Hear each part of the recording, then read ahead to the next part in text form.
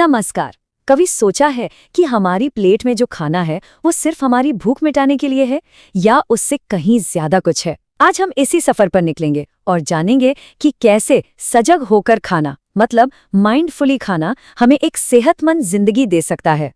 तो ये सफर शुरू होता है हजारों साल पुराने एक सवाल से। एक बहुत पुराने संस्कृत श्लोक में पूछा गया है, स्वस्थ कौन है? और जवाब भी वही मिलता है, वो जो सही खाना खाता है, संतुलित मात्रा में खाता है और मौसम के हिसाब से खाता है। सुनने में तो बड़ा आसान लगता है ना? पर आज की दुनिया में इस सीधी सी बात का असली मतलब क्या है, चलिए इसी को समझते हैं।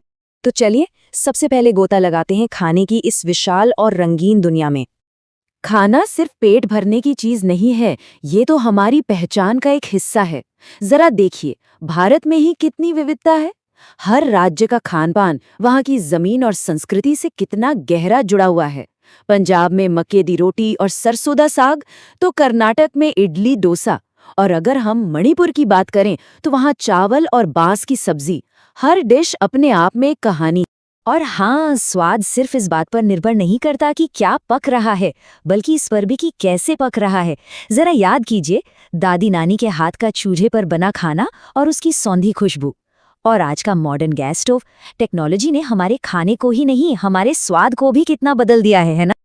अच्छा, तो हमने खाने की बाहरी दुनिया तो देख ली, अब वक्त है इसके अंदर झांकने का और उन जरूरी पोषक तत्वों से मिलने का जो हमारे शरीर के बिल्डिंग ब्लॉक्स हैं। तो सबसे पहले बात करते हैं कार्बोहाइड्रेट्स की। इन्हें आप अपने शरीर का फ्यूल या ईंधन समझ सकते हैं। जैसे गाड़ी को चलने के लिए पेट्रोल चाहिए, ठीक वैसे ही हमारे शरीर को दौड़ने, भागने, काम करने, मतलब हर चीज के लिए जो एनर्जी चाहिए वो कार्बोहाइड्रेट से ही आती है। और ये एनर्जी हमें मिलती कहाँ से है? अरे, हमारी अपनी रोज की थाली से।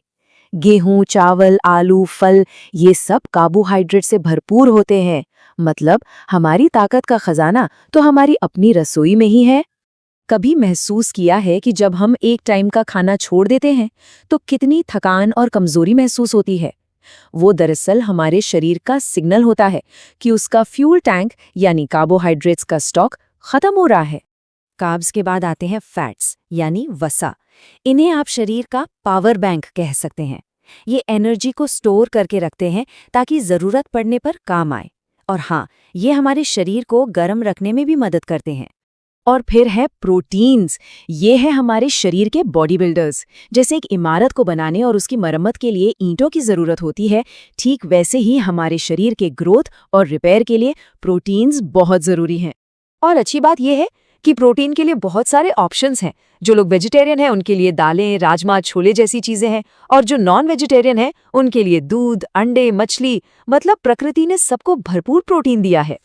चलिए अब मिलते हैं हमारे शरीर के गार्ड्स से, यानी उन प्रोटेक्टिव न्यूट्रिएंट्स से जो हमें बीमारियों से बचाते हैं। इसे समझने के लिए चलिए आपको एक पुरानी कहानी सुनाता हूँ, एक समुद्री रहस्य की।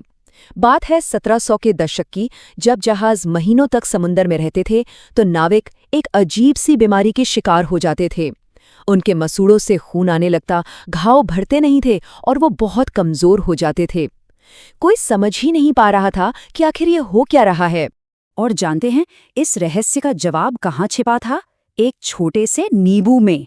जी हाँ, इस बीमारी का नाम था स्कर्वी, और ये होती थी सिर्फ और सिर्फ विटामिन सी की कमी से। ये कहानी हमें बताती है कि कैसे एक छोटा सा न्यूट्रिएंट लिटरली जिंदगियां बचा सकता है। ऐसी ही एक और दिलचस्प कहानी हमारे अपने देश की है। 1960 के दशक की बात है। हिमालय के इलाकों में कई लोगों की गर्दन के सामने एक अजीब सी सूजन दिखने लगी थी। ये क्या था? एक और पहेली। और इसका कारण था आयोडीन की कमी। इस बीमारी को कहते हैं घेंघा या गॉइटर। और सोचिए इसका हल कितना आसान निकला। बस हमारे रोज के नमक में थोड़ा सा आयोडीन मिला दिया गया। बस इस एक छोटे से कदम ने लाखों लोगों की जिंदगी बदल दी। तो अब हम एनर्जी देने वाले, बॉडी बनाने वाले और हमें प्रोटेक्ट करने वाले सभी न्यूट्रिएंट्स से मिल चुके हैं। लेकिन सवाल ये है कि इन सबको एक साथ एक ही थाली में कैसे लाया जाए, मतलब एक बैलेंस्ड डाइट कैसे बनाई जाए। देखिए, एक बैलेंस्ड डाइट का सीधा सा मतलब है कि हमारी थाली में सभी जरूरी चीजें सही मात्रा में हो। मतलब इसमें सारे ज़रूरी न्यूट्रिएंट्स तो हों ही, साथ में रेशा यानी फाइबर और पानी भी हो।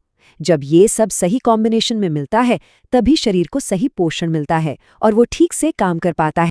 चले इसको एक बहुत ही सिंपल से उदाहरण से समझते हैं। मान लीजिए शाम को हल्की भूख लगी है और सामने दो ऑप्शन हैं। एक तरफ है आलू के चिप्स और दूसरी तरफ है भुने हुए चने। क्या चुनना चाहिए? चलिए ज़रा नंबर्स देखते हैं। आलू वेफर्स के मुकाबले भुने चने में फैट बहुत कम है और प्रोटीन और फाइबर वो तो कहीं कहीं ज़्यादा है। तो देखा, बस थोड़ी सी जानकारी हमें कितना बेहतर और सेहतमंद फैसला लेने में मदद कर सकती है। क्योंकि ये बात तो हम सब जानते हैं कि हेल्थ ही असली वेल्थ है और इस सबसे बड़ी दौलत को कमाने का रास्ता हमारी किचन से ही गुजरता है। लेकिन क्या हम कभी ये सोचते हैं कि हमारी प्लेट तक पहुंचने से पहले हमारे खाने का सफर कितना लंबा होता है? चलिए खेत से थाली तक की इस यात्रा को भी समझते हैं। सिर्फ एक रोटी की कहानी को ही ले लीजिए। ये शुरू होती है खेत में किसान की मेहनत से। फिर फसल उगती है, कटती है, उसकी गहाई होती है, उसे स्टोर किया जाता है, फिर वो चक्की में पिसती है और फिर ट्रांसपोर्ट होकर दुकान और फिर हमारे घर तक पहुंचती है। तब जाकर हमारी थाली में आती है। सोचिए, एक मामूली सी रोटी कितने लोगों की मेहनत का नतीजा है। तो अगली बार जब हम अपनी थाली में खाना देखें, तो सिर्फ उसे एक डिश की तरह न देखें, उसके पीछे की इस पूरी यात्रा को याद करें। ये जानने के बाद क्या हम अपने खाने का और भी ज्यादा सम्मान नहीं करेंगे? इस सवाल के साथ आपको छोड़कर जा रहा हूं, सोचिएगा जरूर।